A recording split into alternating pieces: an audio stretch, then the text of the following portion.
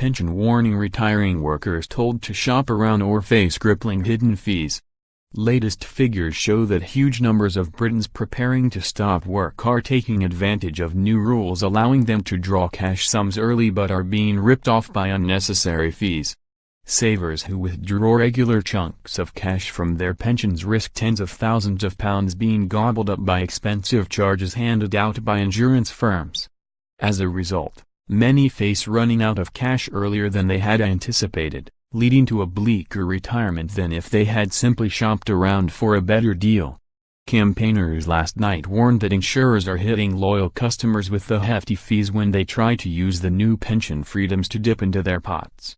Former Pensions Minister Ros Altman explained, "It is really vital that people considering moving their pension into a drawdown fund check all the charges first. It is really important to realize that some pension companies will cost you much more than others and each time you take money out you may be charged. I would recommend everyone to call PensionWise first. The government has set up this free service to help you understand your pension choices and explain the risks of different options." Under the new reforms, ushered in 2015, at the age of 55, workers can now start drawing down lump sums from their pension pots.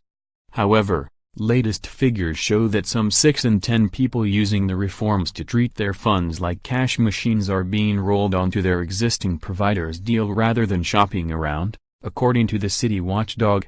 Experts warned that this means many are not getting the best deal, and are being hit by fees far higher than necessary. This is because in most cases, insurers offer to move savers' cash into a small range of investment funds, unless the customer makes a special request. But few savers realize there is a huge difference between the charges on the cheapest and most expensive plans on offer. In addition, the confusing way in which insurers are levying the charges makes it almost impossible for customers to compare the true costs. Dr. Altman added, "If people's money is being whittled away by charges, their pension is not going to deliver what they hoped. There needs to be some proper controls of this area. It's vital that the city watchdog gets on top of it straight away.